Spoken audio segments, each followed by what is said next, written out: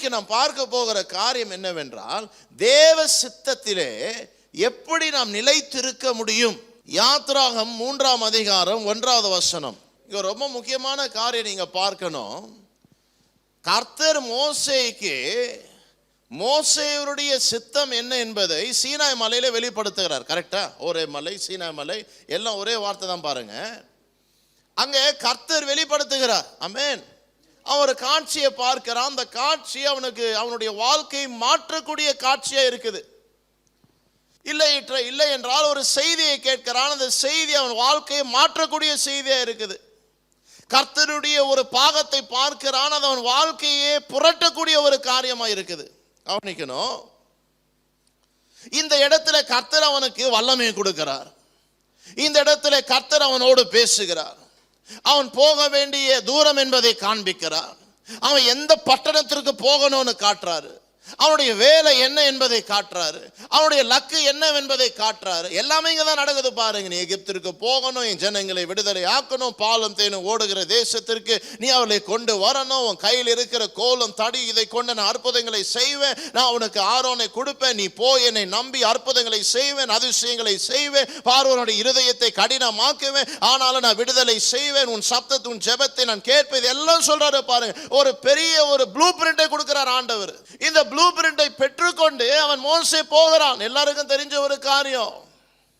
ஆனால் மறுபடியும் கர்த்தர் மோசேயோடு இடைப்பட வேண்டும் என்று நினைத்த பொழுது எங்கே இடைப்பட்டார்? யாத்ராகமம் 19ஆம் அதிகாரம் 8வது வசனம். ஒரு வசனம் மட்டும் வாசிக்க போறோம் பாருங்க. ஆண்டவர் சொல்றாரு, எப்பா மோசே மேலே ஏறி வாப்பா, மலை மீது வா, உன்னோட நான் பேச வேண்டும் சொல்றாரு. இந்த ஜனங்களோடு ஒரு உடன்படிக்கை செய்ய வேண்டும் என்று வாஞ்சிக்கிறேன். ஹலோ, ப்ளூ பிரிண்ட் கொடுத்த தேவனே வனாந்தரத்திலே பேசி இருக்கலாம், ஆனா பேசல பாருங்க.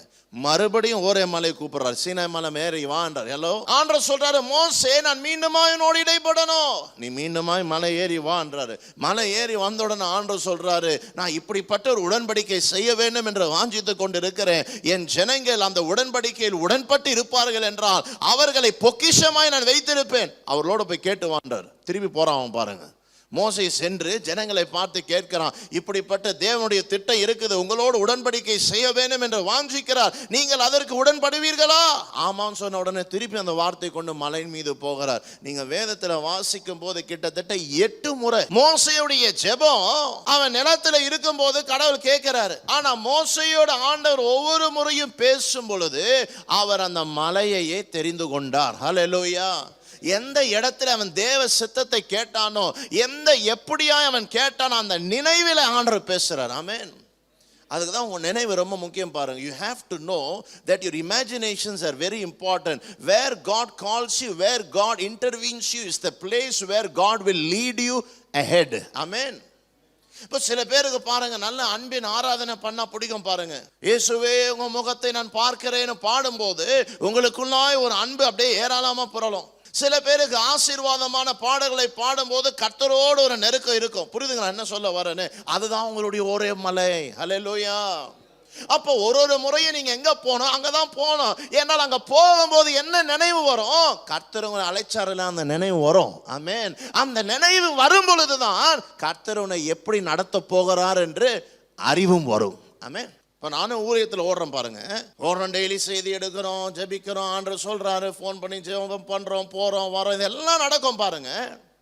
ஆனா சில வேளையில ஒரு எரிச்சல் இருக்கும் பாருங்க. ஊழியத்தில் ஒரு வெறுப்பா இருக்கும், ஒரு கசப்பா இருக்கும், ஒரு இரிட்டேட்டிங்கா இருக்கும் பாருங்க.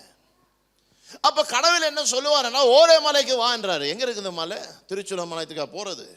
அங்க அழைக்கலையே ஆண்டவர். என்ன இல்ல கொடைக்கானல் மலை போறதா? அங்கேயும் அழைக்கலையே. அப்ப ஆண்டவரோட ஒரு நாள் கேட்ட, ஆண்டவரை எந்த மலைக்கு நான் போகணும்? எந்த மலையிலே நீ என் மகிமையை அறிந்து கொண்டாயோ அந்த மலைக்கு போ. ஹல்லேலூயா.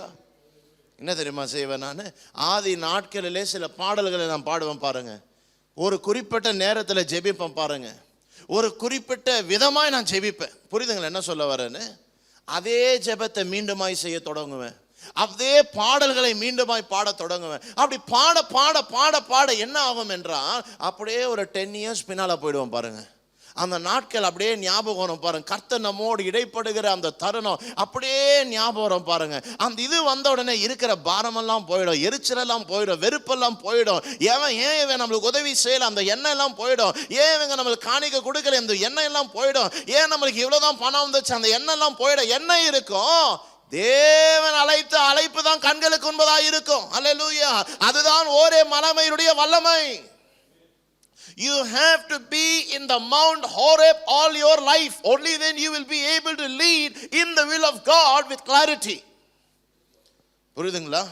8 முறை பாருங்க, அவன் போறான், கடவுள் எழுதுறாரு, கல்லை எழுதுறாரு, கீழே வரான், கல்லை உடைக்கிறான், ஆண்டவர் சொல்றாரு திருப்பி நீ மேலே தான் வரணும். ஹல்லேலூயா. அவன் மேலைக்கும் கீழைக்கும் மேலைக்கும் கீழைக்கும் மேலைக்கும் கீழைக்கும் இஸ்ரவேல் ஜனங்களால் எங்கேயுமே நகர முடியல. அவர் மேலே போனாதான் நகர முடியும். ஆமென். நீ மேலே போனாதான் உன்னால் நகர முடியும். நீ ஒரே மலையில தங்கி இருந்தால்தான் உன்னால் நகர முடியும். ஆமென்.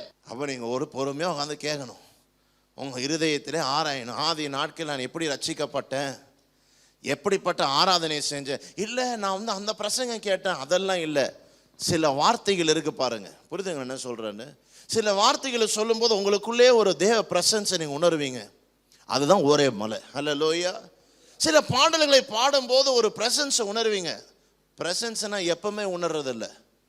அந்த பிரசனம் அந்த ஆதி நாட்களே உங்களுக்கு நினைவூட்டும். ஆமென். அந்த பிரசனம், அந்த பாடல்கள் பாடணும் தேவ சமூகத்தில். ஹல்லேலூயா. அந்த வேலை பாருங்க. ஆதி நாட்கள் 3 மணி ஏஞ்சிருப்போம், இல்லை 2 மணி ஏஞ்சிருப்போம், இல்லை 1 மணி ஏஞ்சிருப்போம், இல்லை முனங்கால் போட்டு ஜெபிச்சிருப்போம். புரியுதுங்களா என்ன சொல்றேன்னு? இப்படிதான் அப்படிதான் இல்லை. ஒவ்வொருவருக்கும் ஒவ்வொரு விதமான ஒரே மலை இருக்குது பாருங்க. அதே காரியத்தை நாம் மீண்டுமா ரிப்பீட் செய்யும்போது என்ன ஆகணும்? அந்த நினைவுகள் அப்படியே நம்ம சூழ்ந்து கொள்ளும் பாருங்க. ஹல்லேலூயா. அப்போ நம்மளுக்கு என்ன வரும்? டைரக்ஷன் வரும். ஹல்லேலூயா. என்ன வரும்? தெளிவு வரும். ஹல்லேலூயா. என்ன வரும்? தேவ சித்தத்தில் ஒரு நிறைவோடு நாம் நடத்தப்படுவோம். ஆமென்.